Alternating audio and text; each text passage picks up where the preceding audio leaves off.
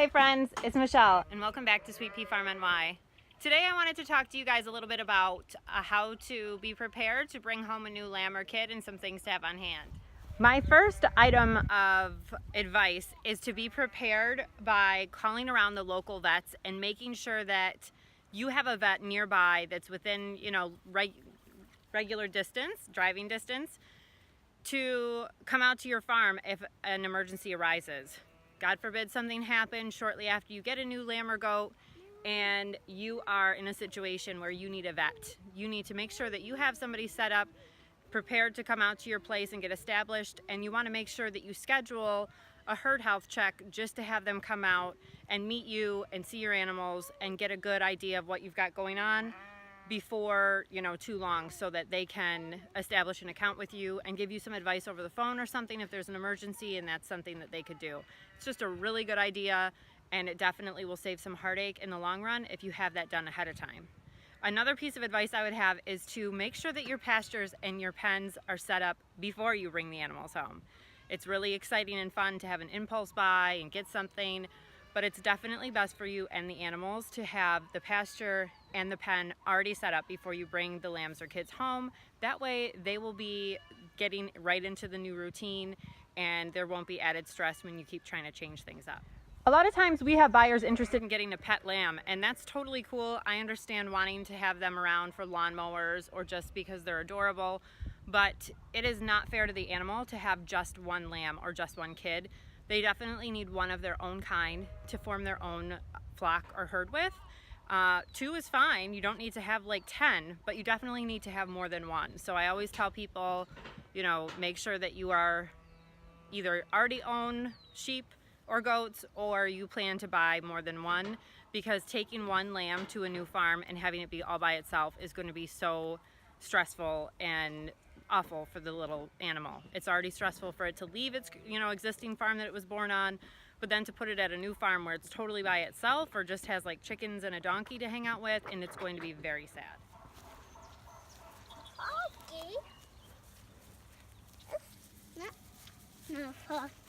When you've decided that it's time to bring home your new lamb or goat kid, definitely be prepared to transport them in something that's either like a sturdy dog crate, preferably in the back of a pickup truck strapped down, or in a livestock trailer, or even try to find someone that you can hire to transport them to your home, because putting them inside your vehicle or in the back seat might sound cute and funny, but it definitely is going to be a noisy ride home and unpleasant. And when sheep or goats go to the bathroom, it can be quite a bit. So you definitely don't want that inside your vehicle. When picking up your new animal, you want to talk to the seller and find out what their routine is with that animal, what time they're fed, if they have a certain kind of grain that they like to eat, what it is. If preferable, let them send some home with you so that you can make sure they're eating the same thing right away and not changing their food on top of everything else. Ask them when their vaccinations were given. Lambs and goats should both have CD&T. CD&T is just a tetanus and clostridial prevention vaccine, so that your lambs don't get like an overeating problem, don't have a tetanus problem, which is especially important to prevent against if you've had horses on your property before or still do.